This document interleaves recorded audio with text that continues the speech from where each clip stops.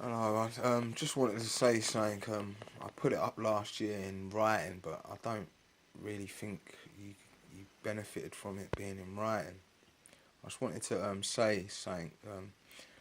How the, I can't say it's the government. I don't know who's doing it, but we'll say the porkies because porkies equals liars. How they've got us. So say for instance, I'm your dad and your mum, but two separate people. And I get a birth certificate for you when just after you're born. Um, I've done my research, and that is the Porky's way of us or me as your mum and your dad as a separate person signing a contract for you with them to live by the law of the land, i.e., like their laws. They make the rules basically. Which when they change and their laws they change and they don't always tell us what they've changed it to every single time. So then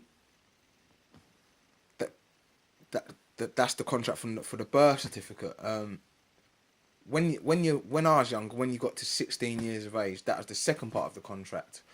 Which, by the way, you can't be. When my mum and dad took the contract out for me, i.e., the birth certificate, I didn't sign the contract, so the contract's void. Like no one can sign a contract for me or you. The second part of the contract is when I was 16. I think it's gone to 18 now because you have to stay in education further, but don't quote me on that. But when I was younger, it was when you're 16, you got a thing called a national insurance number. But I got a card, but I think they stopped doing the card to cover their backs.